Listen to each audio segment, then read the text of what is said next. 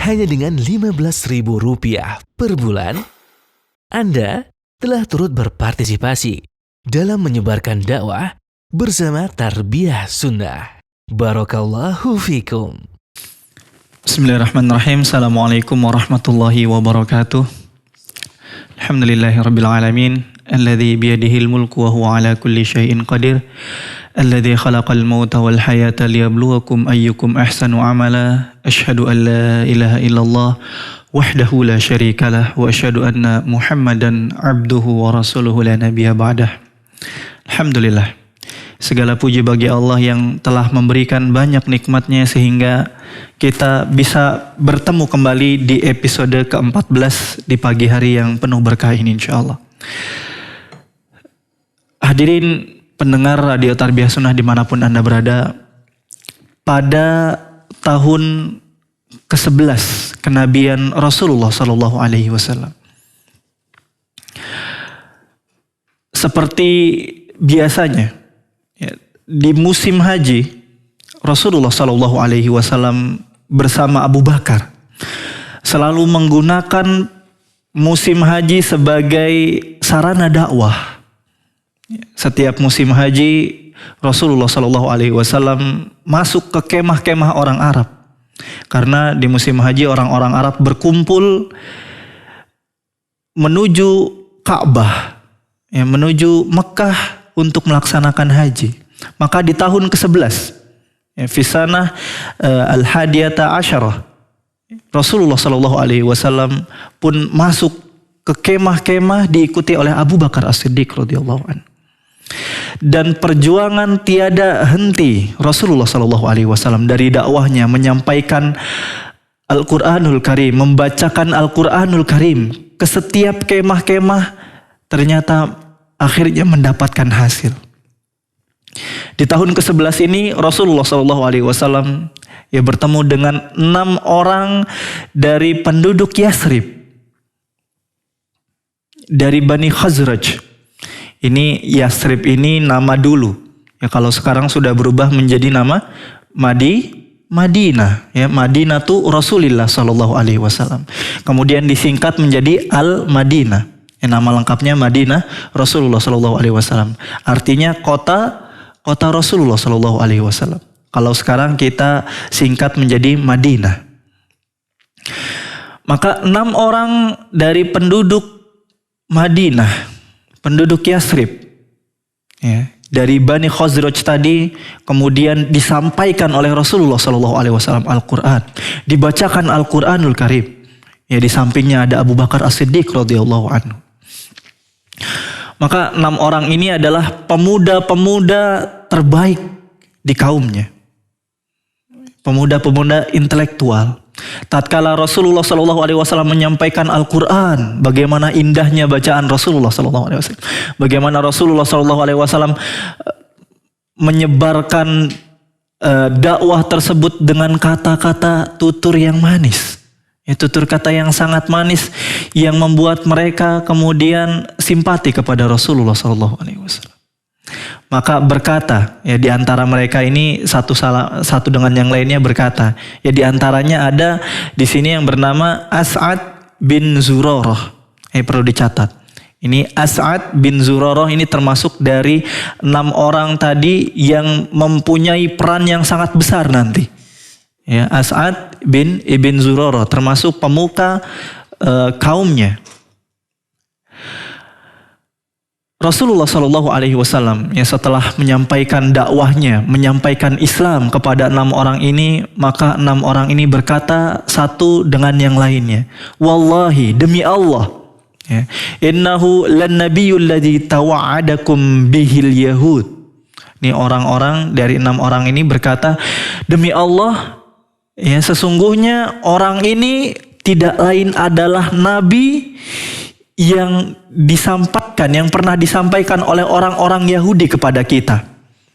Sebagai ancaman, orang-orang Yahudi di Madinah ini mengancam orang-orang Arab bahwa akan muncul seorang nabi yang kami akan mengikutinya. Seorang nabi yang akan muncul di zaman ini, tidak jauh dari zaman sekarang ini. kata orang-orang Madinah. Dan kami, kata orang Yahudi, akan mengikuti Nabi tersebut ya untuk memerangi kalian ya dan membunuh kalian sebagaimana terbunuhnya kaum Ad dan kaum Iram. Ini adalah ancaman orang-orang Yahudi. Maka 6 orang ini berkata, ayo kita bergegas. Kita beriman kepada Nabi ini sebelum orang-orang Yahudi beriman kepada Rasulullah Sallallahu Alaihi Wasallam. Kini mereka berlomba-lomba, ya tentu dalam kebaikan. Maka berimanlah ya ke-6 orang tadi ya kepada Rasulullah Sallallahu Alaihi Wasallam. Ini 6 orang ini sebagai bibit-bibit unggul. Ini kelebihannya pemuda-pemuda. Maka jangan remehkan keutamaan ya kelebihan para pemuda, apalagi yang baru hijrah. Ya, nanti ada geng motor sunnah gitu ya, pecinta sunnah, kemudian geng motor syariah ya, atau ada lagi preman pensiun gitu kan, pecinta sunnah atau pecinta syariah. Nah, ini pemuda-pemuda seperti ini yang baru hijrah jangan diremehkan karena mereka punya andil yang sangat besar. Sebagaimana 6 pemuda ini punya andil yang sangat besar terhadap tersebarnya Islam, ya tersebarnya dakwah nanti di Madinah. Ya ini merupakan bibit-bibit unggul ya dari Bani Khazraj. Maka Rasulullah SAW pun ya mengajarkan mereka banyak hal tentang Islam. Mereka pun akhirnya walhamdulillah masuk Islam. Ya 6 orang tadi masuk Islam. Ya, kemudian pulanglah 6 orang ini ya untuk mengajarkan Islam kepada kaumnya. Ya, mengajarkan Islam sepengetahuan mereka seperti yang diajarkan Rasulullah SAW kepada mereka ketika musim haji. Dan kemudian ya di tahun selanjutnya fil mausimit tali ya fisana isnata asyarah fisana asaniyata asyarah minan nubuwah ya di tahun ke-12 kenabian ya, aslama isna asyar. Kemudian 12 orang ya datang lagi kepada Rasulullah SAW. Ini di tahun selanjutnya. Ya, maka mereka pun mengadakan pertemuan rahasia dengan Rasulullah SAW. 12 orang. Ya.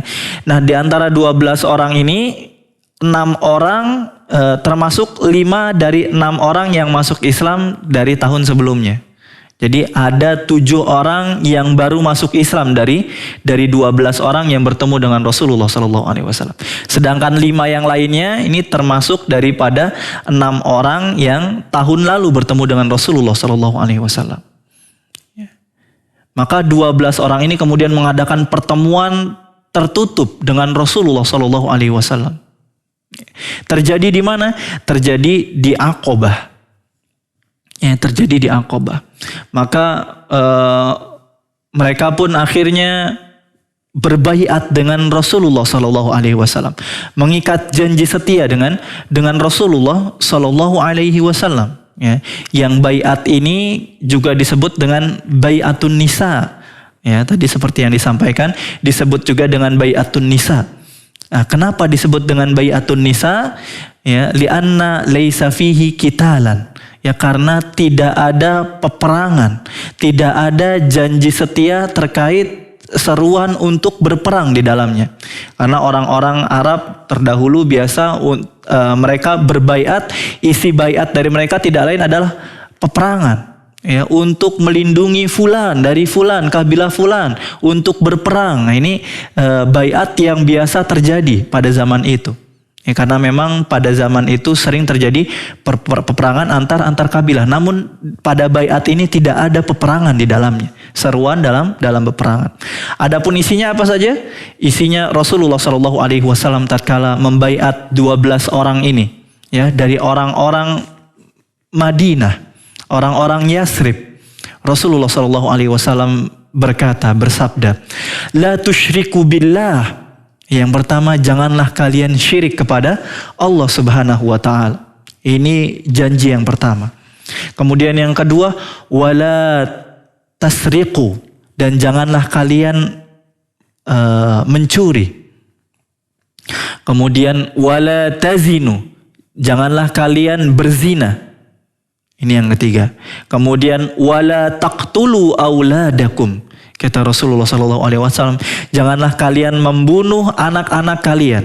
Karena di antara kebiasaan orang-orang Arab adalah membunuh anak-anak perempuan, ya, pada masih kecil, dibunuh hidup-hidup. Ya, seperti yang kita sampaikan di awal-awal, bagaimana kebiasaan-kebiasaan buruk dari orang-orang Arab. Ya, ini yang keempat. Lalu apa yang kelima? Wala ta'tu bibuhtanin taftarunahu baina aidikum wa arjulikum. Kata Rasulullah SAW, janganlah kalian berkata perkataan dusta. Ya, janganlah kalian sekali-kali berkata dusta. Kemudian yang terakhir kata Rasulullah SAW, wala ta'suni fi ma'ruf. Ya, yang artinya janganlah kalian untuk berbuat durhaka kepadaku.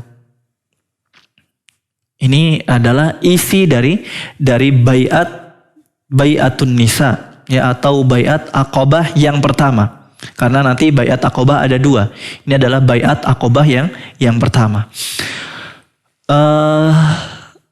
Rasulullah SAW pun mengatakan, barang siapa ya di antara kalian yang mematuhi seluruh janji yang tadi disebutkan, falahu ajruhu indallah, maka balasannya ada di sisi Allah Subhanahu wa ta'ala. Maka setelah baiat ini, ya, dengan 12 orang dari Yasrib, dari Madinah, Rasulullah SAW pun mengutus satu orang sahabat terbaiknya, ya, pemuda terbaik yang bernama Mus'ab ibn Umair. Ya, Mus'ab ibn Umair ini adalah pemuda tampan yang dulunya kaya raya, ya, yang kita sampaikan juga kisahnya pada pertemuan sebelumnya. Bagaimana ibunya tatkala Mus'ab masuk Islam, ibunya bahkan mogok makan dan mogok minum, ya, demi agar Mus'ab keluar dari agama Islam. Namun Mus'ab begitu tegarnya, ya, begitu kokohnya di atas Islam, dan begitu setianya kepada Rasulullah SAW. Nah, Mus'ab inilah yang diutus oleh Rasulullah SAW, ya, bersama 12 orang yang berbaiat tadi untuk mengajarkan Islam dan mengajarkan Al-Quran. Lalu bagaimana Mus'ab, ya, kemudian tidak meninggalkan satu rumah pun di Madinah kecuali Mus'ab mengajak kepada Islam, mengajarkan mereka, ya, setiap rumah tersebut Al-Qur'anul Karim, mengajarkan bagaimana indahnya syariat Islam. Ya, dan di sini Mus'ab bin Umair mendapatkan kesuksesan yang luar biasa. Ya, bagaimana akhirnya tidak ada satupun, ya, kabilah di Madinah yang tidak menerima dakwah Mus'ab ibn Umair. Ya, setiap kabilah di Madinah pasti ada seorang Muslim, ya, wanita Muslim atau laki-laki Muslim, ya, di setiap kabilah-kabilah tersebut. Ya, berkat siapa? Berkat dakwahnya Mus'ab ibn Umair. Ya, hanya ada 3 kabilah yang tidak menerima dakwahnya Mus'ab ibn Umair. Ya, kabilah tersebut tidak lain adalah kabilahnya Bani Umayyah bin Zaid, kemudian kabilahnya Khatmah, dan kabilah Wa'il. Ya, karena pemuka kaumnya ini sangat mengutuk orang-orang yang masuk Islam. Ya, sudah diwanti-wanti, ya, mengancam seluruh kaumnya agar tidak ada yang masuk Islam. Maka 3 kabilah ini akhirnya tidak ada satupun di antaranya yang masuk Islam. Namun selebihnya, ya,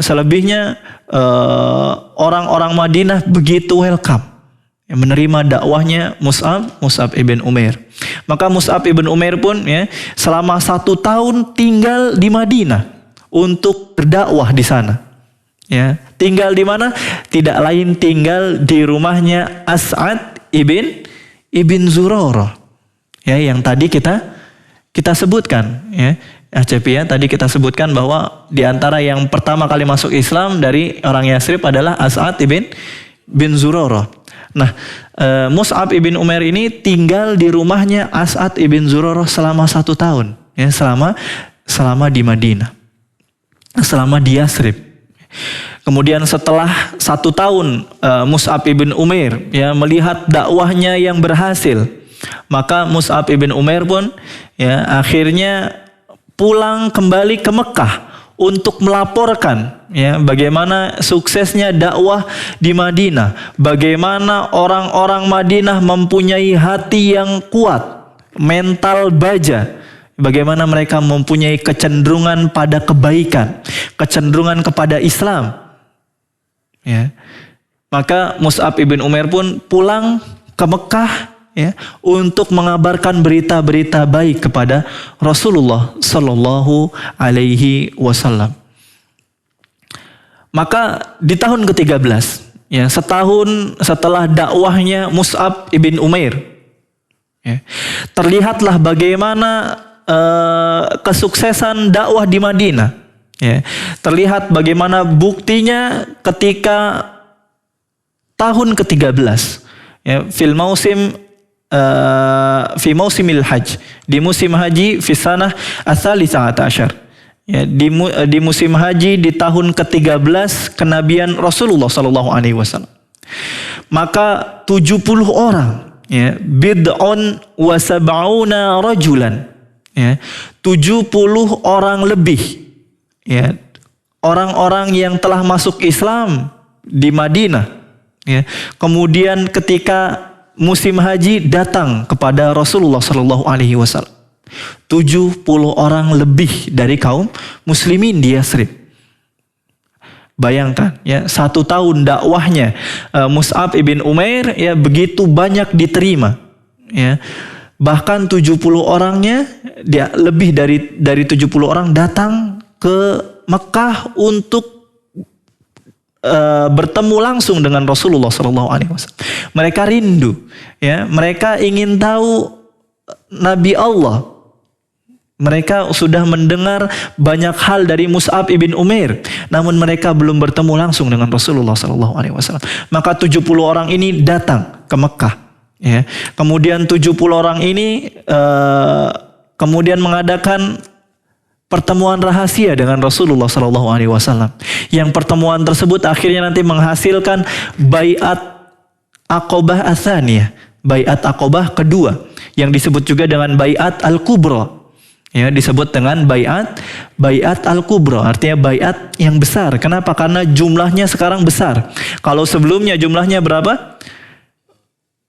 12. Di bai'at pertama 12. Maka di bai'at yang kedua ini 70 orang lebih, ya, maka disebut dengan Bai'at Al-Kubra.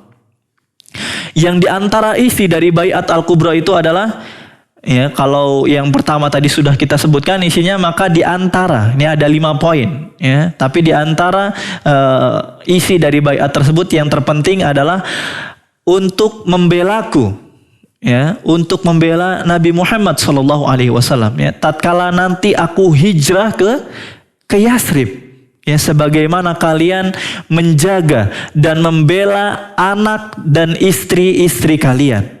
Ini adalah janji orang-orang Yathrib, ya, 70 orang ini kepada Rasulullah Sallallahu Alaihi Wasallam untuk membela mati-matian Rasulullah Sallallahu Alaihi Wasallam tatkala Rasul nanti hijrah menuju ke Madinah, ya. Karena tentu di Madinah nanti akan ditemui juga musuh-musuh, ya, dari orang-orang Yahudi, kemudian orang-orang yang dengki dan iri kepada Rasulullah Sallallahu Alaihi Wasallam, dari orang-orang munafikin. Karena nanti semenjak di Madinah akan muncul orang-orang munafikin. Maka Rasulullah Sallallahu Alaihi Wasallam pun, ya, setelah melakukan Bai'at Al-Kubra ini, ya, Bai'at Aqobah Al-Kubra ini, maka disitulah Rasulullah Shallallahu Alaihi Wasallam mengizinkan para sahabat untuk boleh hijrah menuju Madinah. Mungkin di Mekah mereka tertindas, di Mekah mereka dibunuh, di Mekah mereka dipukul, di Mekah mereka dirajam dengan batu. Sulit keadaan di Mekah. Maka Rasulullah Shallallahu Alaihi Wasallam mengizinkan mereka untuk hijrah ke Madinah. Tentu hijrah ini tidaklah hal yang mudah. Ya, kenapa tidak hal yang mudah? Karena tatkala mereka hijrah, mereka belum tahu apa yang akan terjadi di Madinah. Mereka, sebagian besar dari mereka belum pernah ke Madinah. Mereka tidak tahu masa depannya di Madinah. Ya, apakah mereka bisa mendapatkan kehidupan yang lebih layak? Ya, bagaimana dengan harta benda mereka, dengan rumah mereka, tanah mereka, keluarga mereka yang mereka tinggalkan. Bisa jadi mereka terbunuh di jalan. Bisa jadi mereka kelaparan kemudian mati di jalan. Karena perjalanannya sangat jauh.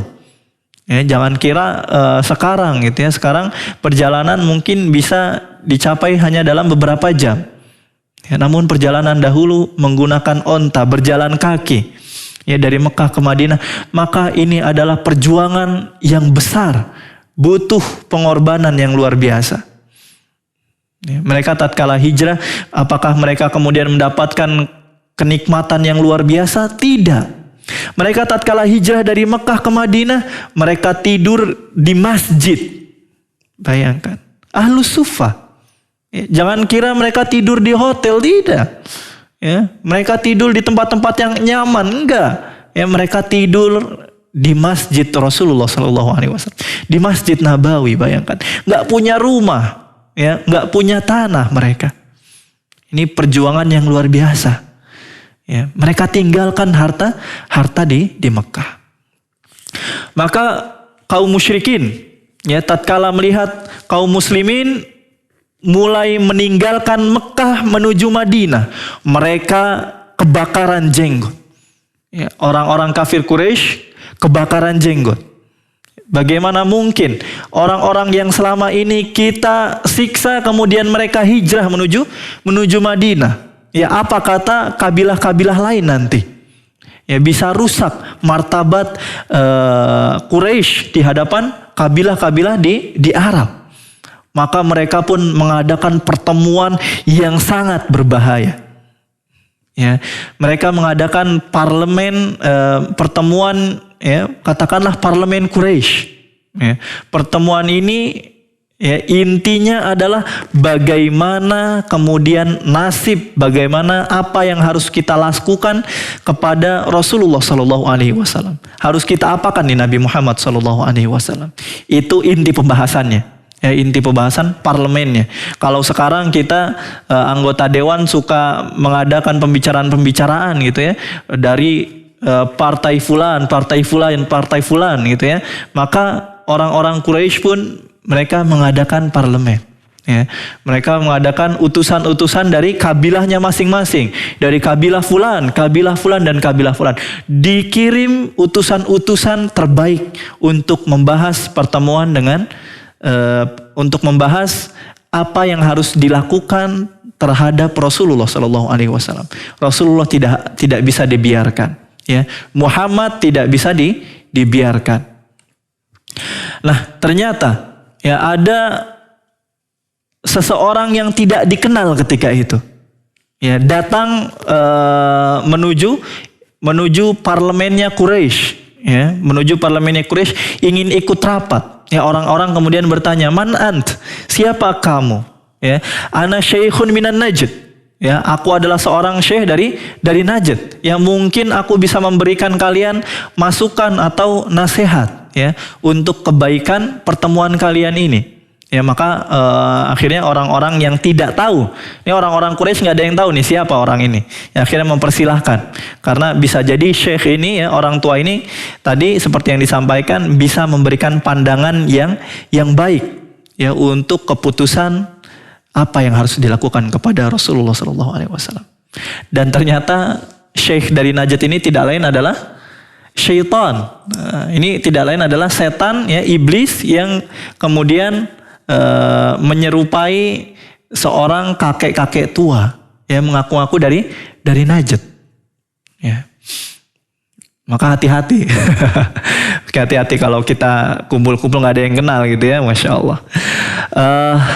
Singkat cerita, ketika pertemuan tersebut, tentu pertemuan ini tidak lain dipimpin oleh pemimpin mereka, Abu Jahal. Ya, Abu Jahal artinya orang Ya, jahal artinya bodoh atau goblok gitu ya. Mohon maaf ini karena memang artinya demikian. Nah, Abu Jahal memimpin rapat tersebut. Maka orang-orang ya ketika dimulai rapat ini, yang pertama mengajukan pendapat, kalau menurut saya ya, maka kita harus mengeluarkan Muhammad Sallallahu Alaihi Wasallam dari Mekah, ya, kita keluarkan dari Mekah, kita asingkan dia kemanapun dia berada. Yang penting jangan sampai Muhammad berada di Mekah, ya. Maka kita akan selamat dari Muhammad dan kita akan nyaman, hidup nyaman, ya. Karena kalau ada Muhammad kita terpecah belah. Kalau Muhammad ini dikeluarkan maka kita akan bisa hidup tentram di Mekah. Ya. Apa kata Syekh dari Najd? Ya, yang tidak lain adalah setan tadi. Ya, tidak lain adalah iblis. Ya, apa kata Syekh dari Najd? La wallahi ma hadza lakum bi ra'i. Ya. Demi Allah, ya, yang kalian sampaikan tadi bukanlah pendapat yang baik. Ya. Ini bukan pendapat yang baik. Kemudian dikemukakan alasan-alasannya. Ya, kalau Muhammad ini diasingkan, maka orang-orang ya akan simpati kepada Nabi Muhammad. Ya, terlebih Muhammad ini mempunyai tutur kata yang manis, ya, yang lembut. Ya, maka orang-orang akan simpati. Dan bagaimana nanti apabila pengikutnya banyak dan kemudian akan membuat masalah dengan kita? Maka tidak diterima oleh Syekh dari Najd tadi. Kemudian orang yang kedua, Abul Bukhturi namanya. Kemudian berkata, Abul Bukhturi, kalau begitu nahbisahu fil hadid. Ya, kalau gitu kita penjarakan saja Muhammad ini. Ya, kita penjarakan, ya, kemudian kita taruh dia di Mekah, ya, agar orang-orang tahu apa yang akan terjadi kalau mendakwahkan seseorang kepada Islam dan menjauhkan daripada berhala-berhala. Maka apa kata Syekh dari Najd? Ini bukan pendapat yang baik. Ya. Ya, ini juga sama, akan mendatangkan simpati pendukung-pendukungnya Muhammad. Ya. Dan orang-orang pendukungnya Muhammad ini akan memberontak kepada kita. Ini bukanlah pendapat yang baik, ya, untuk memenjarakan Muhammad Sallallahu Alaihi Wasallam. Maka pimpinan kaum, ya, Abu Jahal pun akhirnya angkat suara. Ya, kalau kata Abu Jahal, pendapat kalian ini nggak ada yang bagus, kata Abu Jahal. Yang bagus adalah pendapatku. Apa pendapatmu, hai Abu Jahal? Ya, kata Abu Jahal, kita ambil, ya, dari setiap kabilah orang-orang pilihan, ya, pemimpin-pemimpin, ya, pemimpin-pemimpin dari setiap kabilah. Kemudian kita berikan setiap dari mereka pedang yang tajam, ya. Kemudian kita seluruh orang-orang dari setiap kabilah itu membunuh Muhammad dalam satu terkaman saja, satu tikaman saja, ya. Karena kalau yang membunuh hanya dari kabilah fulan, kita tidak akan bisa mengalahkan Bani Hashim. Pasti Bani Hashim akan melindunginya. Bani Hashim, apabila kita membunuh Muhammad dari satu kabilah saja, pasti Bani Hashim akan meminta balas dendam, gitu ya. Kalau bahasa kita, balas dendam, ya, balas dendam atas kematian Nabi Muhammad Sallallahu Alaihi Wasallam. Ya, maka kita ambil dari setiap kabilah. Ya, maka Syekh Najd pun mengangguk-angguk, gitu ya. Ini baru pendapat yang bagus. Ya. Ini baru pendapat yang mantap, gitu ya.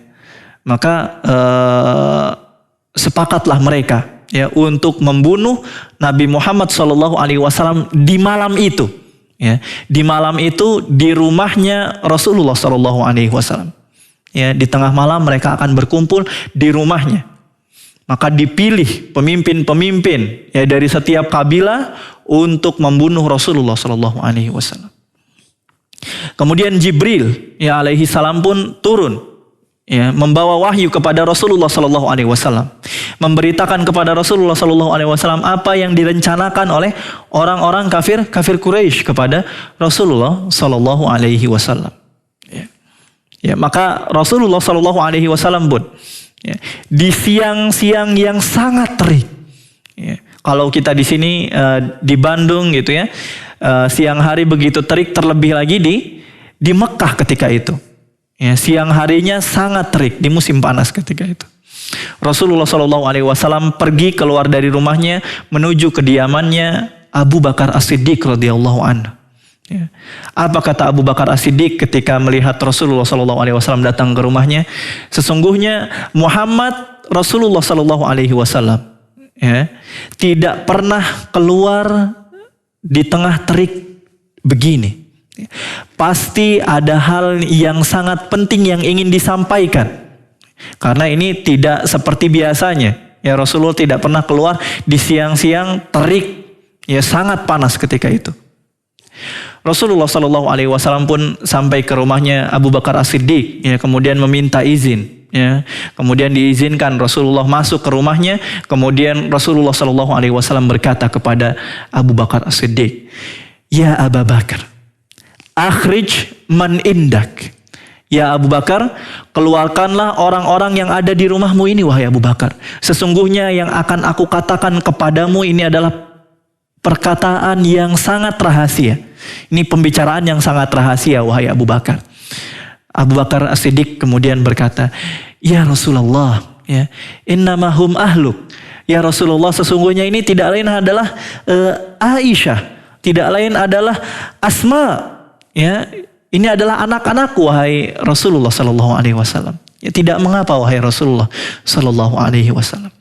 Maka Rasulullah Sallallahu Alaihi Wasallam pun berkata kepada Abu Bakar As-Siddiq, "Ya Abu Bakar, ya Abu Bakar, innallaha qad adzina li bil hijrah."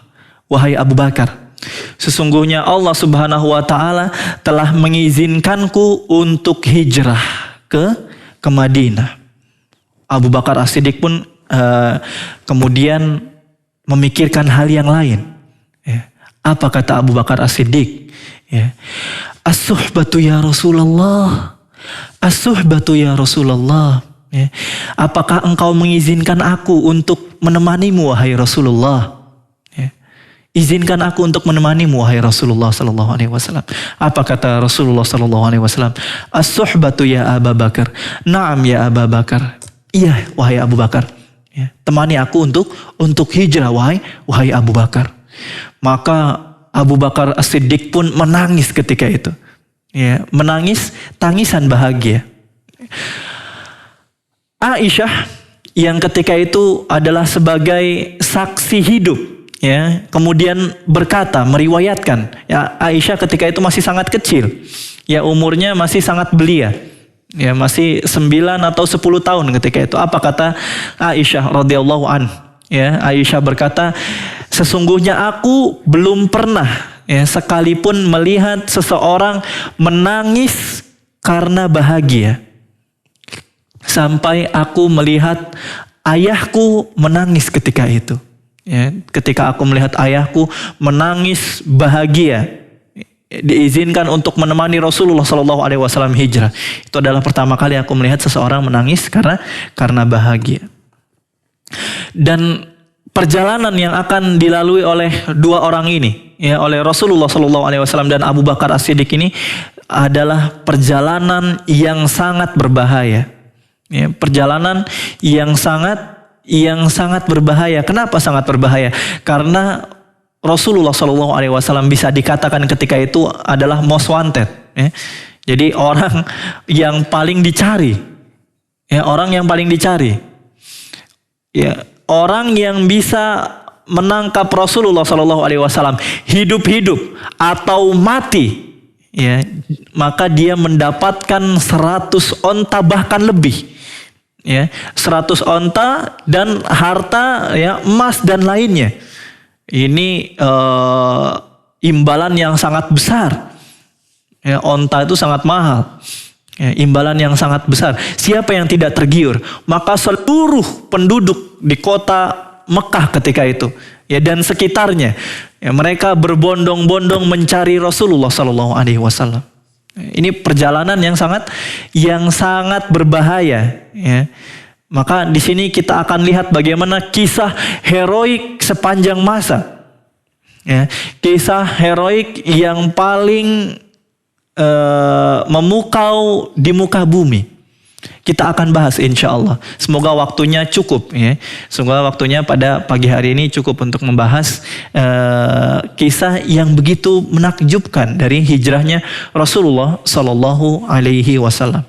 Maka tatkala Rasulullah Sallallahu Alaihi Wasallam kemudian menyusun strateginya bersama Abu Bakar As-Siddiq, bagaimana nanti kita untuk berhijrah, jalan mana yang akan kita tempuh. Ya, kemudian Rasulullah Shallallahu Alaihi Wasallam pun kemudian pulang, ya, menuju rumahnya, ya, pulang menuju rumahnya. Di rumahnya Rasulullah Shallallahu Alaihi Wasallam kemudian menyuruh Ali bin Abi Thalib, ya, untuk tidur di atas ranjangnya. Apa kata Rasulullah Sallallahu Alaihi Wasallam?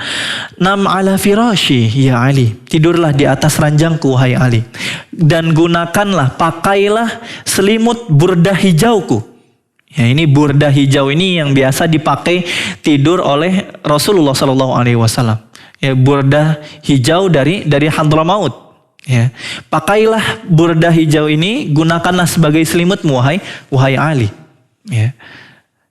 Maka di malam itu, ya, setelah menyuruh Ali bin Abi Thalib tidur di atas ranjangnya, kemudian Rasulullah Shallallahu Alaihi Wasallam keluar dari rumahnya, ya, kemudian mengambil segenggam tanah, kemudian ditaruh di atas kepala setiap orang-orang kafir yang mengepung rumahnya. Ya, rumah Rasulullah Shallallahu Alaihi Wasallam dikepung. Dalam riwayat dikatakan oleh 11 orang. Ya, 11 orang pilihan, ya, pemimpin dari kabilah-kabilah Quraisy. Ya, yang dipimpin tentu saja di situ langsung ada Abu Jahal. Ya, Abu Jahal sendiri yang memimpin pengepungan kepada Rasulullah Sallallahu Alaihi Wasallam. Maka tatkala ditaburkan tanah-tanah tadi ke atas kepala orang-orang Quraisy, ya, kemudian Rasulullah Shallallahu Alaihi Wasallam membacakan wa ja'alna min baini aydihim saddan wa min khalfihim sadda fa aghshaynahum fahum la yubsirun. Rasulullah Shallallahu Alaihi Wasallam tatkala menaruhkan tanah di atas kepala-kepala orang-orang kafir Quraisy, Rasulullah membacakan surat dari Yasin, ya, ayat ke-9 tadi, ya. Ayat ke-9 yang isinya tidak lain adalah dan kami jadikan tembok, gitu ya, kami jadikan penghalang di hadapan mereka, kemudian di belakang mereka, fa'aghshaynahum, dan kami tutup mata-mata mereka, fahum la yubsirun, sehingga mereka tidak bisa melihat. Ya, maka orang-orang Quraisy pun diambil penglihatannya oleh Allah Subhanahu wa taala sesaat. Ya, maka mereka tidak melihat Rasulullah Shallallahu Alaihi Wasallam keluar dari rumahnya. Ya, Rasulullah Shallallahu Alaihi Wasallam pun keluar dari rumahnya, ya, menuju tempat yang dijanjikan, ya, sudah berjanji dengan Abu Bakar As-Siddiq radhiyallahu anhu. Ya, tapi ini hati-hati nih Acep, ya. Hati-hati, jangan dipakai ayatnya buat doa selamat dari razia polisi ini Acep. Biar nggak kelihatan,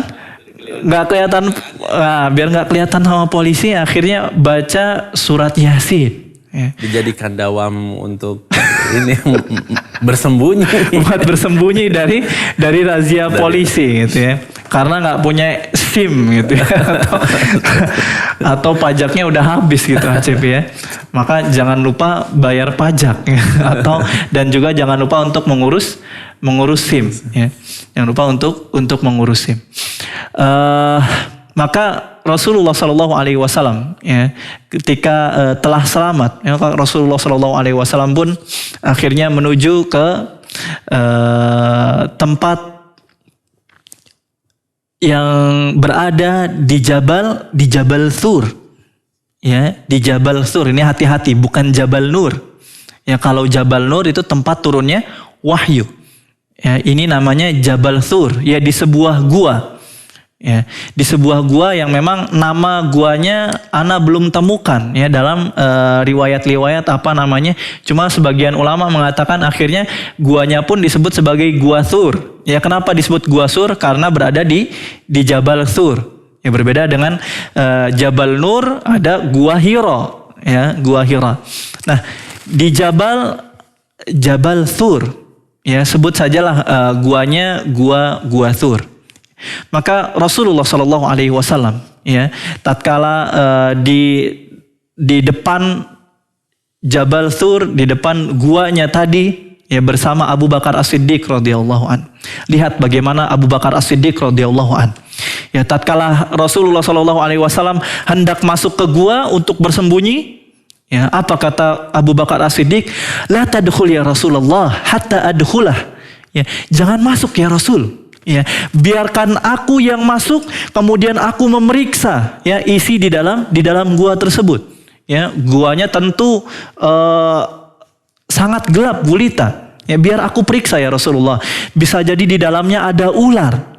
Ya, ya aku takut terhadap keselamatanmu wahai Rasulullah. Ini lihat bagaimana perjuangan, bagaimana Abu Bakar As-Siddiq, ya, memberikan jiwanya ya untuk melindungi Rasulullah Sallallahu Alaihi Wasallam. Ya nggak kebayang nih kalau misalkan mungkin ana atau antum ACP gitu ya pada posisi tersebut. Ya, mungkin kita mengatakan, ya Rasulullah silahkan masuk ya Rasulullah. Sesungguhnya duluan. Rasul, engkau sudah dijaga oleh Allah Subhanahu wa Ta'ala, dijaga oleh Jibril, oleh malaikat-malaikat. Kalau aku siapa yang jaga ya Rasul? Itu mungkin kalau kita. Ya, tapi lihat Abu Bakar As-Siddiq ya memberikan jiwanya untuk Rasulullah Shallallahu Alaihi Wasallam. Masuk, dijaga ya, dilihat ada beberapa lubang di situ. Ya, dalam riwayat dikatakan ada 3 lubang. Ya, maka 2 lubang ya disumpel dengan kainnya Abu Bakar As-Siddiq, disobek kainnya Abu Bakar As-Siddiq, kemudian disumpel 2 lubang. Yang 1 lubang ya kemudian ditutup dengan kakinya. Karena tidak menemukan kain yang lain, ya.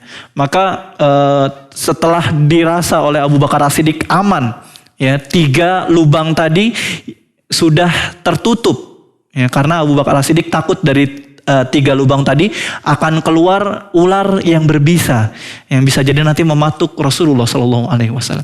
Maka Abu Bakar As-Siddiq pun kemudian berkata, ya Rasulullah, udkhul ya Rasulullah, sudah aman ya Rasul, silahkan masuk ya Rasulullah. Maka masuklah Rasulullah Shallallahu Alaihi Wasallam. Maka di malam itu pun ya Abu Bakar As-Siddiq ya tidur sambil menutup lubang tadi, kemudian menyandar. Ya, tidur sambil bersandar Abu Bakar As-Siddiq radhiyallahu an. Lalu bagaimana dengan Rasulullah Shallallahu Alaihi Wasallam ya? Kemudian Abu Bakar mempersilahkan Rasul untuk tidur di atas kakinya. Ya, di atas kakinya Abu Bakar As-Siddiq. Ya, maka tidurlah Rasulullah Shallallahu Alaihi Wasallam di atas kakinya Abu Bakar As-Siddiq radhiyallahu an. Kemudian tiba-tiba ya di tengah malam ya Abu Bakar As-Siddiq faludigha Abu Bakar. Tiba-tiba dipatuklah Abu Bakar As-Siddiq ya oleh ular. Abu Bakar As-Siddiq merasakan sakit yang begitu luar biasa. Bayangkan ini ular yang berbisa. Ya, yang mungkin kalau kita posisinya ketika itu mungkin kita langsung bangkit gitu ya, langsung berdiri gitu ya. Langsung sakit, itu langsung berteriak. Tapi lihat apa yang dilakukan oleh Abu Bakar As-Siddiq. Abu Bakar As-Siddiq tidak bergerak sedikit pun. Kenapa tidak bergerak? Takut membangunkan Rasulullah Sallallahu Alaihi Wasallam. Ya, Rasul sedang tidur pulas ketika itu, sedang malam-malam gelap gulita. Ya, Abu Bakar tidak ingin membangunkan Rasulullah Sallallahu Alaihi Wasallam. Begitupun sakitnya, bisanya yang mungkin sudah menjalar ke tubuhnya. Ya, tapi Abu Bakar tidak sedikit pun bergerak. Takut membangunkan Rasulullah Sallallahu Alaihi Wasallam. Bagaimana cintanya Abu Bakar As-Siddiq kepada Rasulullah. Namun ternyata air matanya tidak bisa ditahan. Ya, kemudian air mata tersebut menetes kepada tubuh Rasulullah Shallallahu Alaihi Wasallam. Rasul terbangun, ya, merasakan tetesan air matanya Abu Bakar As-Siddiq, ya. Ada apa denganmu wahai Abu Bakar, gitu ya? Apa yang ma baluka ya Abu Bakar, ya? Apa yang mengenaimu wahai Abu Bakar sehingga engkau menangis? La syai' ya Rasulullah, tidak ada apa-apa ya Rasulullah. Ya, Rasulullah kemudian berkata, ada apa wahai Abu Bakar, katakan kepadaku. Maka Abu Bakar As-Siddiq pun kemudian menceritakan, sesungguhnya aku dipatuk ular ya Rasulullah. Ya, maka Rasulullah SAW pun kemudian meludah, kemudian diusapkanlah ludah tersebut kepada kakinya Abu Bakar As-Siddiq. Fabari'a ka'an lam yakun. Maka Abu Bakar As-Siddiq pun kemudian sembuh seketika. Ya, ini termasuk mukjizat dari Rasulullah SAW. Tentu Rasulullah mendoakan Abu Bakar As-Siddiq, kemudian meludahinya, kemudian ditaruh ludahnya di luka tempat di patuknya ular. Tapi jangan samakan dengan ludah kita, ya HCP ya. Ini ludahnya Rasulullah Sallallahu Alaihi Wasallam. Ya. Ini bagaimana kecintaannya Abu Bakar As-Siddiq radhiyallahu anhu kepada Rasulullah sallallahu alaihi wasallam. Bahkan seluruh keluarganya ya disiapkan untuk hijrah tadi. Seluruh hartanya dibawa oleh Abu Bakar As-Siddiq ya untuk hijrah ke Madinah bersama Rasulullah sallallahu alaihi wasallam. Abdullah anaknya yang ketika itu masih kecil, ya, menjadi intelnya Rasulullah sallallahu alaihi wasallam, ya. Abdullah ibn Abi Bakar. Ya, Abdullah ini anaknya Abu Bakar. Kalau siang hari maka dia menjadi intel, ya. Abu Bakar Abdullah itu ketika itu umurnya masih sangat belia. Ya, kurang lebih 11 atau 12 lah. Ya, masih beranjak balik, ya. Beranjak balik Abdullah ketika itu. Maka kalau siang hari Abdullah ya di Mekah untuk mencari informasi dari penduduk Mekah. Ya, kalau malam maka Abdullah menuju ke gua Thur. Ya, karena Rasulullah SAW bermalam di gua Thur berapa hari? Ya, 3 hari 3 malam Rasulullah SAW. Ini strateginya Rasulullah SAW agar orang-orang kemudian tidak menemukan terlebih dahulu. Ya, seandainya Rasulullah SAW langsung menuju perjalanan ke Madinah, maka bisa jadi Rasulullah SAW ya tertangkap. Ya, maka Rasulullah SAW ya berdiam diri 3 hari 3 malam di gua Thur. Ya, Abdullah yang membawa berita. Kemudian budaknya Abu Bakar As-Siddiq yang dibebaskan, ya, bernama Amir ibn Fuhairah. Amir ibn Fuhairah ya menggembalakan kambing-kambingnya Abu Bakar As-Siddiq, ya. Kemudian kalau datang malam hari maka kambing-kambing tersebut ya digiring menuju ke gua Thur, ya. Untuk apa? Susunya diperah oleh Rasul dan Abu Bakar As-Siddiq untuk minumannya Abu Bakar dan Rasulullah sallallahu alaihi wasallam. Dan ketika Abdullah setiap pagi harinya pulang ya dari Jabal Thur kemudian menuju ke Mekah, maka ada jejak di situ. Amir ibn Fuhairah inilah tugasnya untuk menghilangkan jejaknya Abdullah, ya. Dengan cara apa? Dengan cara menggembalakan kambingnya, sehingga jejaknya Abdullah terhapus dengan jejaknya kambing-kambing milik Abu Bakar As-Siddiq radhiyallahu anhu. Asma, ya, anaknya yang lain, anak perempuannya, ya, yang memasakkan makanan-makanan untuk Rasulullah Shallallahu Alaihi Wasallam. Ini bagaimana seluruh keluarga yang dimiliki oleh Abu Bakar As-Siddiq ya dikerahkan, seluruh hartanya dikerahkan untuk Rasulullah Shallallahu Alaihi Wasallam. Maka kaum musyrikin ketika mereka telah sampai kepada gua Thur. Jadi kaum musyrikin ini setelah mencari-cari berhari-hari ya, mencari jejak Rasulullah SAW, kemudian mereka pun akhirnya sampai ke depan gua Thur. Ya. Maka kaum musyrikin pun akhirnya mengamati, mendekat ke gua tersebut. Ya. Abu Bakar As-Siddiq ya radhiyallahu anhu yang melihat segerombolan kaum musyrikin ya hendak melihat isi dari gua Sur. Abu Bakar ketakutan. Apakah Abu Bakar ketakutan atas dirinya? Takut dibunuh? Bukan. Lah. Abu Bakar takut atas keselamatan Rasulullah Sallallahu Alaihi Wasallam. Yang ditakutkan adalah keselamatan Rasulullah Sallallahu Alaihi Wasallam. Maka Abu Bakar pun bergetar. Abu Bakar ketakutan. Ya. Rasulullah Sallallahu Alaihi Wasallam tatkala melihat Abu Bakar begitu ketakutan, ya, Abu Bakar berkata kepada Rasulullah, ya Rasulullah, ya, seandainya di antara mereka melihat, ya, menundukkan kepalanya, ya bahasa kita mungkin noong gitu ya, noong teh melihat gitu kan ya, masuk sedikit gitu ya kepalanya, iya. Ya, Melihat sedikit noong ke dalam gua laroana. Ya, niscaya mereka akan melihat kita ya Rasul, kata Abu Bakar As-Siddiq radhiyallahu anhu. Ya, apa kata Rasulullah sallallahu alaihi wasallam? Ma zannuka bisnain Allahu salisuhuma. Apa pendapatmu tentang dua orang wahai Abu Bakar As-Siddiq, sedangkan yang ketiganya adalah Allah Subhanahu wa taala? Jangan takut wahai Abu Bakar. Innallaha ma'ana, sesungguhnya Allah bersama kita. Sesungguhnya Allah adalah orang ketiga, sesungguhnya Allah adalah yang ketiga yang bersama kita. Ya, sesungguhnya Allah Subhanahu wa taala yang membersamai kita. Ya, jangan kira kita hanya berdua wahai Abu Bakar. Kita bersama Allah Subhanahu wa taala. Ya, maka kaum musyrikin pun tidak masuk ke dalam gua, karena dalam riwayat dikatakan, ya, dalam riwayat yang lain, ya, yang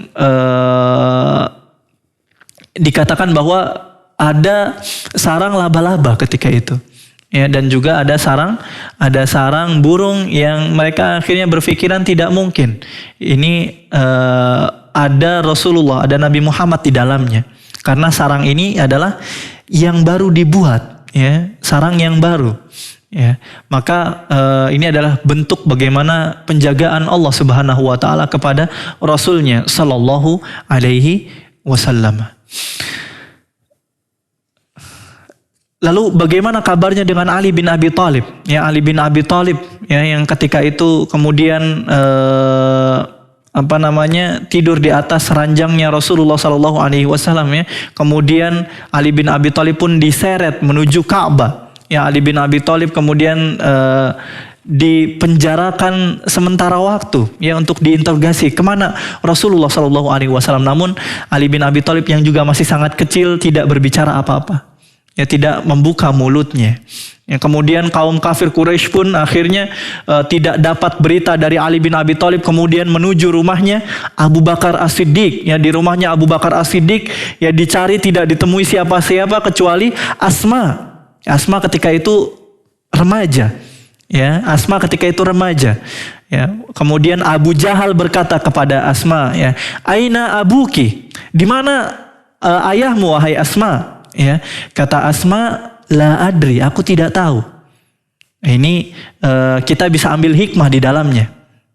Kita bisa ambil hikmah di dalamnya. Bagaimana kalau seseorang, ya, dalam keadaan genting, ya, ini menyangkut keselamatan seseorang, maka kita dibolehkan untuk tauriah di situ, untuk berdusta di situ, ya, untuk tidak mengatakan kebenaran, karena ini untuk keselamatan orang lain, gitu ya. Jangan kita berdalil kita nggak boleh berkata dusta, akhirnya berkata itu Rasulullah berada di gua Sur, nggak boleh, karena ini menyangkut keselamatan jiwa seseorang.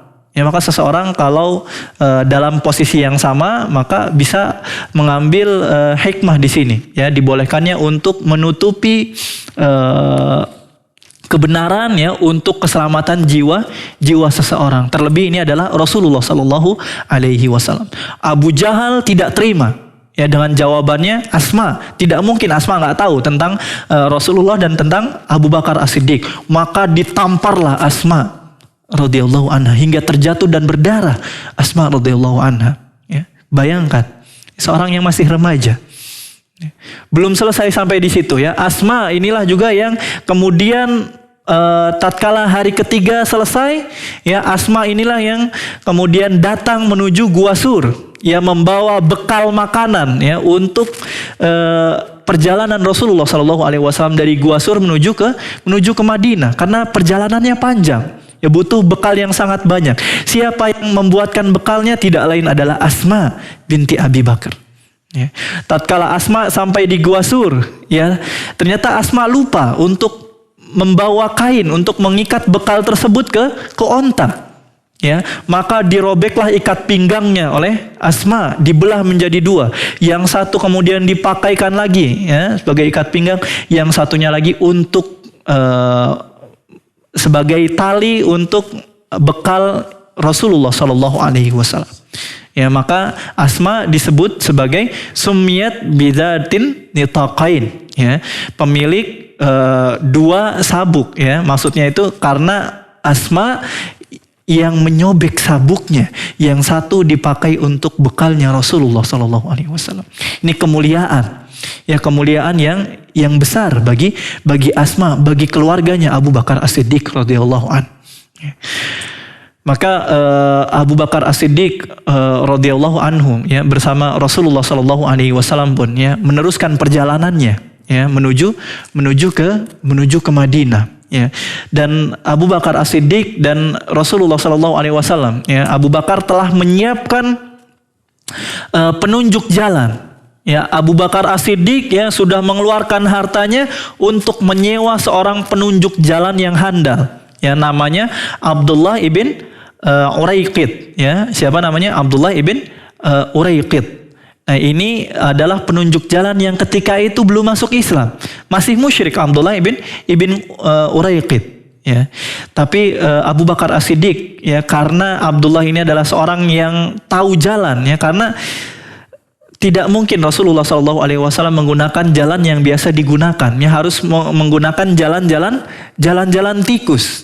Ya, kalau menggunakan jalan protokol tentu akan langsung tertangkap. Ya, butuh seorang yang handal mengetahui jalan-jalan tikus menuju ke Madinah. Nah, ditunjuklah Abdullah bin Uraiqid oleh Abu Bakar As-Siddiq, kemudian diberikan harta yang sangat banyak untuk membayarnya. Ya, bahkan hartanya pun dihabiskan di jalan Allah Subhanahu wa taala. Ya. Maka Rasulullah Shallallahu Alaihi Wasallam bersama Nabi Muhammad Shallallahu Alaihi Wasallam pun, Rasulullah bersama Abu Bakar As-Siddiq pun meneruskan perjalanan menuju ke Madinah. Ya, tentu ini kisah yang sangat panjang, ya. Masya Allah, ini waktunya sangat sedikit, ya, Cepi, ya. Waktunya sudah menunjukkan pukul 6.45 ini. Tapi mungkin ada beberapa yang perlu Anda sampaikan, ya. Ada beberapa yang perlu Anda sampaikan karena tidak nyaman sepertinya kalau dipotong di tengah-tengah seperti ini. Maka di tengah jalan Rasulullah Shallallahu Alaihi Wasallam, ya, bersama Abu Bakar As-Siddiq. Lihat bagaimana Abu Bakar As-Siddiq, ya, ketika perjalanan Abu Bakar As-Siddiq, ya, tiba-tiba sedikit-sedikit Abu Bakar ada di depannya Rasulullah Shallallahu Alaihi Wasallam. Ini ketika perjalanan dari Mekah ke Madinah. Sedikit-sedikit Abu Bakar As-Siddiq menuju ke belakangnya Rasulullah Shallallahu Alaihi Wasallam. Sedikit-sedikit maju, sedikit-sedikit mundur. Ya, Abu Bakar As-Siddiq radhiyallahu anhu. Rasulullah Shallallahu Alaihi Wasallam bertanya, kenapa engkau wahai Abu Bakar? Ya, sedikit-sedikit engkau ada di depanku, sedikit-sedikit ada di belakangku. Ya, kata Abu Bakar As-Siddiq, sesungguhnya aku kalau ada di depanmu, ya, aku takut ada musuh yang akan menyerang dari belakangmu wahai Rasul. Maka aku pun mundur ke belakang. Ya, tatkala aku di belakang, aku takut nanti ada musuh yang datang dari hadapanmu wahai Rasulullah. Maka aku pun maju ke depan ya Rasulullah. Lihat bagaimana Abu Bakar As-Siddiq, ya, mengorbankan jiwa dan raganya. Ya, bahkan dalam riwayat dikatakan, ya, di tengah perjalanan Abu Bakar As-Siddiq dan Rasulullah Sallallahu Alaihi Wasallam, ya, tiba-tiba ada Suraqah, ya, ada Suraqah. Jadi Suraqah ini dalam riwayat dikatakan Suraqah ibn Malik, bainama ana jalisun fi majlisin min majalisi qaumi. Ya, dikatakan ini flashback sedikit bahwa Suraqah ketika sedang bersama kaumnya, sedang duduk-duduk bersama kaumnya. Kemudian ada seseorang berkata, ya Suraqah, ya sesungguhnya aku melihat sepertinya itu Muhammad dan sahabatnya dan Abu Bakar ya ada di perjalanan. Aku melihat ada bayang-bayangan dua orang, sepertinya itu adalah Rasulullah SAW dan Abu Bakar. Apa kata Suraqah? Kata Suraqah kepada temannya ini, bukan, ya bukan. Itu adalah fulan dan fulan, ya yang baru keluar dari majelis kami. Ya, ini padahal Suraqah tahu, ya bisa jadi itu adalah Muhammad dan Abu Bakar As-Siddiq. Tapi Suraqah ingin yang menangkap Muhammad adalah beliau, ya biar dapat hadiah tentu yang sangat besar, ya 100 ekor unta, ya dan beberapa dinar, ya itu hadiah yang sangat besar. Ya, tentu Suraqah ingin ya teriming-iming dengan hadiah tersebut. Maka Suraqah pun ya tahu mendengar kabar yang tadi ya. Maka Suraqah mengambil kudanya, ya diambil pedangnya, kemudian pergi langsung menuju ke Rasulullah Shallallahu Alaihi Wasallam. Ya. Di jalan Suraqah tatkala melihat Rasulullah Shallallahu Alaihi Wasallam, ya ini Suraqah ini adalah seorang yang gagah berani, gitu ya. Ingin menangkap Rasul dan Abu Bakar As-Siddiq, ya. Namun Suraqah percaya diri ya dengan badannya yang besar, gitu ya, bisa mengalahkan Rasulullah dan Abu Bakar As-Siddiq radhiyallahu an. Tatkala mendekat, ya ternyata kudanya kemudian jatuh. Ya, tatkala mendekati Rasulullah Shallallahu Alaihi Wasallam, ya, Suraqah pun naik lagi, kemudian kudanya pun jatuh lagi. Ya. Suraqah tahu ya bahwa Rasulullah Shallallahu Alaihi Wasallam ini adalah manusia mulia. Ya, berkali-kali Suraqah hendak membunuh Rasulullah Shallallahu Alaihi Wasallam dengan kudanya, gitu ya, hendak mendekati Rasulullah Shallallahu Alaihi Wasallam, namun tidak bisa. Ya, seakan-akan ada makhluk yang melindungi Rasulullah Shallallahu Alaihi Wasallam, yang tidak lain adalah para malaikat yang melindungi Rasulullah Shallallahu Alaihi Wasallam. Terjatuh berkali-kali Suraqah, ya, hingga akhirnya nanti Suraqah pun akhirnya ketika mengetahui bahwa Rasulullah Shallallahu Alaihi Wasallam ini berbeda, ya Rasulullah Shallallahu Alaihi Wasallam ini adalah manusia yang mulia, ada tanda-tanda yang tidak dimiliki oleh manusia biasa.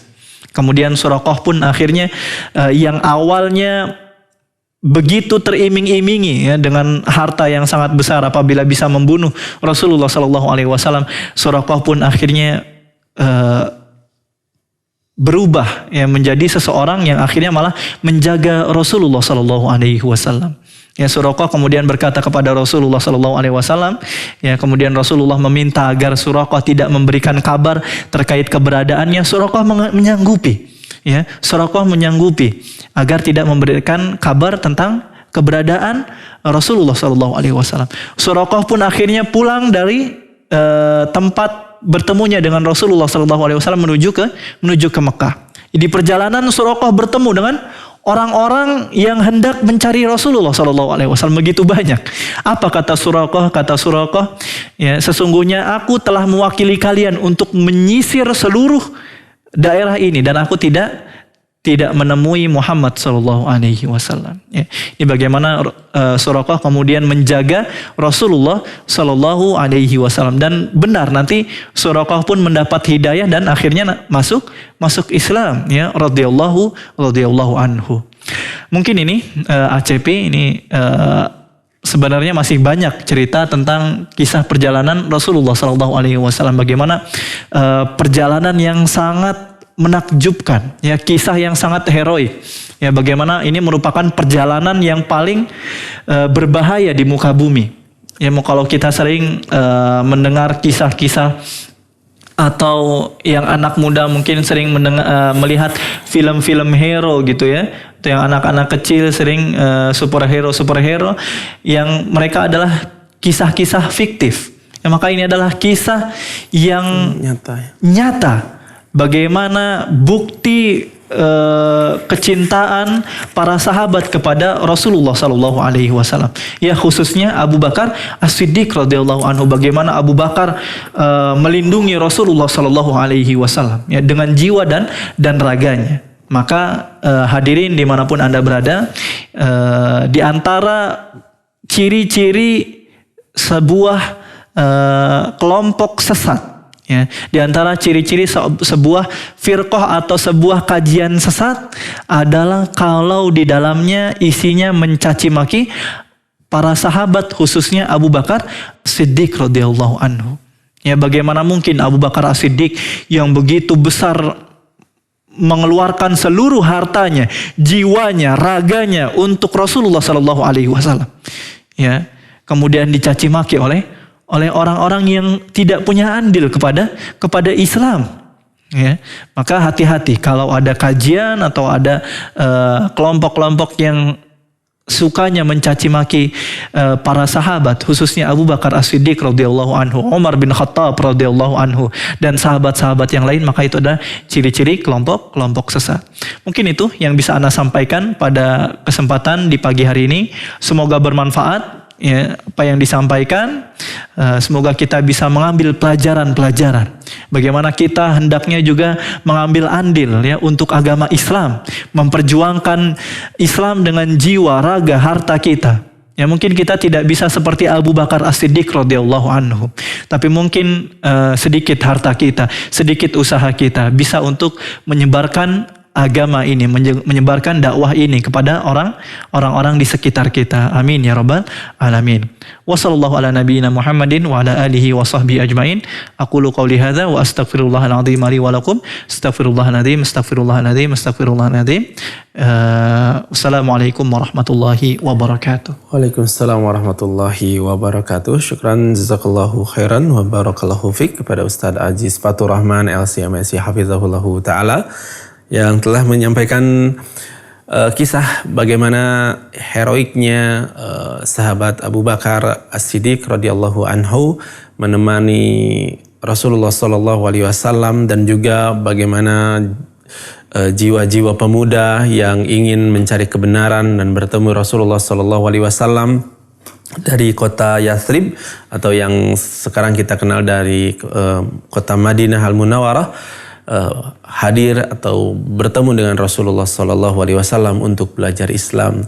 Dan kami membuka kesempatan kepada para pendengar dan pemirsa, barangkali ada yang akan bertanya kepada Al-Ustaz Aziz Fatur Rahman LCMSI hafizahullahu taala dalam pembahasan kisah hijrah Nabi Sallallahu Alaihi Wasallam, kisah heroik sepanjang masa ini. Silakan bisa melalui line telepon di nomor 022-8686-2637. Sekali lagi di nomor 022-8686-2637. Atau bisa melalui pesan singkat ke nomor 0811-227-1476. Silakan kirimkan pertanyaannya ke nomor 0811-227-1476. Ya, baik, mungkin ini pertanyaan yang sering atau pada umumnya ditanyakan oleh orang-orang yang ingin memperbaiki dirinya, Ustaz ya. Apakah memang hijrah ini harus dilakukan oleh orang atau berpindah tempat ya? Kita menangkapnya hijrah ini berpindah tempat dari tempat yang tidak kondusif untuk kita memperoleh kebaikan ke tempat yang lebih kondusif supaya kita dapat belajar lebih baik lagi. Nah, apakah hijrah ini memang salah satu sunnah yang baik dilakukan gitu Ustaz untuk memperbaiki diri atau gimana Ustaz? Hijrah lingkungan ya maksudnya? Ya, maksudnya berpindah lingkungan seperti yang Rasulullah SAW lakukan. Masya Allah. Hijrah dari lingkungan, kalau kita merasakan ya bahwa tempat yang kita berada di dalamnya, yang lingkungan kita beradanya atau warga sekitar yang ada di tempat kita berada mungkin tidak bisa membawa kita kepada kebaikan, atau bahkan lebih buruk daripada itu, memberikan efek negatif. Ya, efek negatif kepada diri kita. Karena berapa banyak orang-orang yang menjadi buruk karena dia berada di lingkungan yang buruk. Ya, karena lingkungan itu adalah faktor yang besar ya terhadap perilaku seseorang. Maka bagaimana tatkala hadis tentang pembunuh ya 100 orang, ya pembunuh 100 orang ya tatkala dia datang kepada alim ya, kemudian alim tersebut berkata kepada dia ya, keluarlah dari lingkunganmu ya menuju lingkungan fulan yang lebih baik. Ya, innaha darusu ya, sesungguhnya lingkunganmu itu adalah lingkungan yang sangat buruk. Engkau kalau pengen taubat, kalau pengen hijrah, maka tinggalkan tempat tinggalmu yang sekarang. Ya, karena berapa banyak orang ketika menjadi seorang perampok, seorang pembunuh katakan, atau seorang pelaku maksiat, ya, pada hakikatnya dia terbawa oleh lingkungan. Ya, terbawa oleh lingkungan. Maka hijrah dari lingkungan yang buruk yang menuju lingkungan yang baik itu sangat dianjurkan. Ya, sangat dianjurkan. Terlebih tatkala kita merasakan bahwa diri kita tidak bisa mewarnai warga sekitar. Ya, kita tidak bisa mewarnai lingkungan tempat kita berada. Nah, ini yang lebih utama. Ya. Adapun kalau misalkan antum ya seorang dai, kemudian antum berada di lingkungan yang buruk dan antum merasa bahwa antum bisa mewarnai mereka, antum bisa berdakwah, antum mengajarkan agama kepada mereka, mengajarkan tauhid, ya, mengajarkan orang-orang agar terhindar dari perbuatan-perbuatan syirik dan lainnya. Maka hal tersebut lebih utama, ya, dengan syarat antum memiliki kapasitas dan antum yakin antum bisa mewarnai mereka. Tapi tatkala antum merasa tidak bisa mewarnai, bahkan antum bisa jadi malah tercemar dengan maksiat-maksiat yang mereka lakukan. Antum terbawa dengan kebiasaan-kebiasaan mereka. Maka antum harus hijrah dari tempat antum berada menuju tempat yang lebih baik. Ya, itu adalah hijrah. Dan hijrah ini tetap disyariatkan ya sampai sekarang. Ya, namun tidak hijrah dari Mekah ke Madinah, namun hijrah dari tempat yang buruk menuju tempat yang jauh lebih baik. Ya, jauh ya lebih baik, tempat yang orang-orang soleh berada. Lingkungan yang bisa membawa kita kepada kebaikan, mengajak kita kepada kebaikan dan melarang kita kepada kemungkaran, amar ma'ruf nahi mungkar. Itu adalah yang paling utama. Adapun kalau kita sudah berada pada lingkungan yang baik, maka hendaklah kita hijrah. Hijrah dari apa? Hijrah dari hal-hal yang diharamkan oleh Allah Subhanahu wa taala menuju hal-hal yang dihalalkan dan yang disyariatkan dalam agama Islam. Mungkin ini yang bisa Ana jawab, Cepi. Semoga bermanfaat. Ini mungkin satu lagi pertanyaan, Ustaz ya. Mohon maaf nih sebelum kita tutup pertemuannya. Nah, ini pertanyaannya menarik nih. Kan tadi dikatakan bahwa dan mungkin fenomena sekarang ya banyak orang yang berhijrah dan itu dilakukan oleh para pemuda.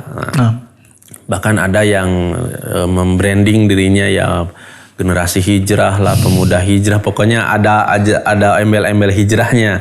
Nah, sebetulnya apa sih yang perlu yang sebaiknya dilakukan oleh orang yang pertama hijrah?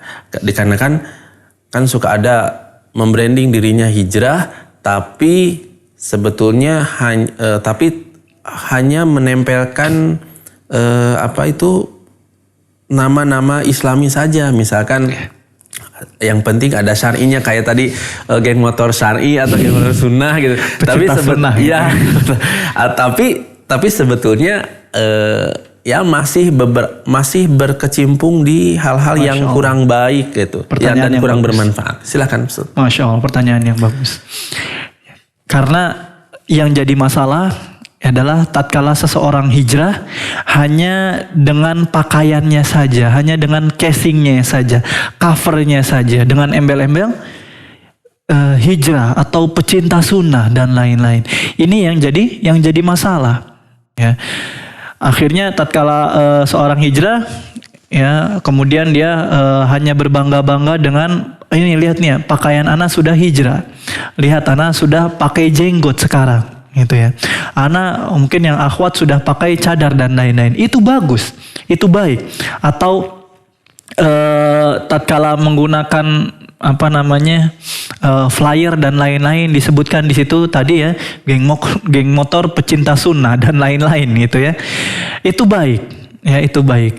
Namun penampilan saja tidak cukup. Ya, nama saja tidak cukup. Cover saja tidak cukup. Ya.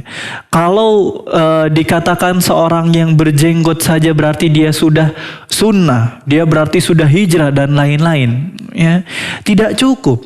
Kita lihat pesepak bola zaman sekarang. Ya, mereka juga berjenggot, gitu ya. Kita lihat mungkin kalau sekarang Lionel Messi, gitu ya. Atau mungkin yang lainnya, Andrea Pirlo gitu dan lain-lain, mereka semua berjenggot. Ya. Apakah tatkala seseorang berjenggot kemudian dia dikatakan sudah hijrah? Ya, tidak cukup. Ya. Hijrah jangan hanya di penampilan, namun hijrah juga di perbuatan. Ya, hijrah juga di hati kita. Ya, kita hijrah dari hal-hal yang diharamkan oleh Allah Subhanahu wa Ta'ala. Tatkala kita membuat komunitas-komunitas yang baik, yang Masya Allah. Ya, semoga komunitas-komunitas ini sebagai wasilah menuju kepada kebaikan, ya, kepada hijrah yang hakiki. Ya, semoga komunitas-komunitas ini yang membantu kita untuk menjadi seorang muslim yang lebih baik. Ya, namun perbaiki juga di dalamnya bagaimana gaya bicara kita, ya, bagaimana perbuatan kita, ya, kita perbaiki bagaimana ibadah kita, sholat kita, apakah sholat kita sudah sesuai dengan yang dicontohkan oleh Rasulullah SAW. Apakah wudhu kita sudah sesuai dengan yang dicontohkan oleh Rasulullah SAW? Pelajari hal-hal tersebut, pelajari bagaimana tauhid. Ya, bagaimana buruknya syirik, ya, bagaimana seseorang hendaknya meninggalkan kesyirikan, apa saja hal-hal yang menjerumuskan ke dalam kesyirikan, ya, apa saja macam-macam kesyirikan. Nah, ini yang harus kita pelajari. Ya, kita harus berilmu, ya, sebelum beramal. Ya, jangan hanya kita kemudian menggunakan casing yang Masya Allah, ya, pecinta sunnah atau pemuda hijrah, ya. Namun kita tidak punya ilmunya, kita nggak pernah ngaji dan kita tidak pernah menuntut ilmu, maka itu hanya omong kosong belaka. Maka sekali lagi kita harus menuntut ilmu agar kita semakin dekat kepada Allah Subhanahu wa Ta'ala dan semakin dekat dengan tuntunan Rasulullah Sallallahu Alaihi Wasallam.